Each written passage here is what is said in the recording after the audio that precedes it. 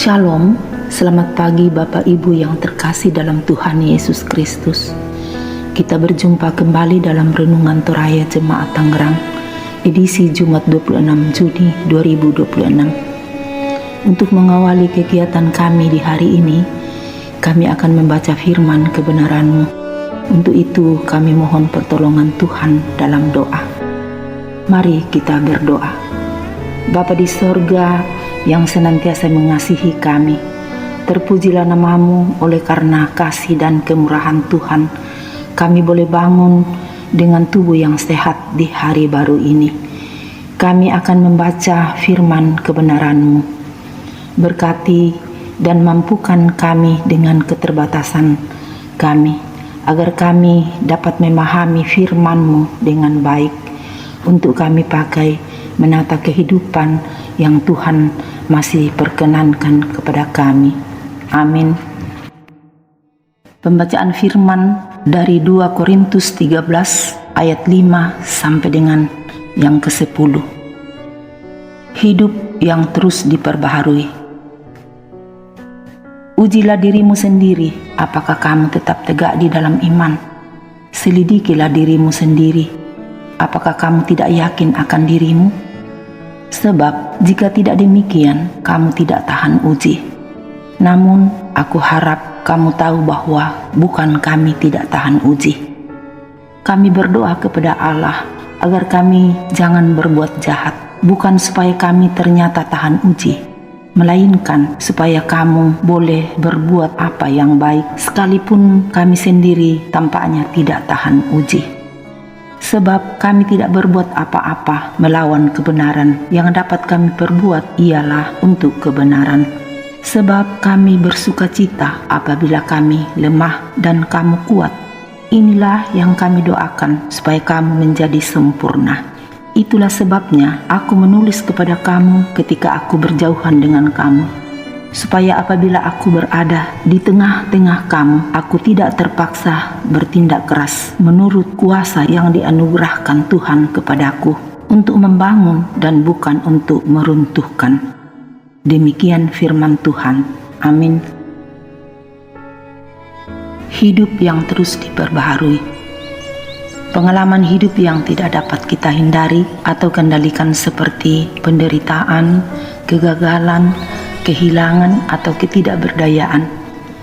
Dalam keadaan seperti itu, manusia menyadari bahwa kekuatan, pengetahuan, dan perjalanan yang selama ini diandalkan ternyata melebihi batas. Ada hal-hal tertentu yang membawa kita pada kesadaran bahwa tidak semua hal bisa ditangani sendiri. Kita bisa melihat dengan jelas salah satu situasi batas itu dalam tindakan seorang bapak yang datang kepada Yesus dengan hati yang remuk.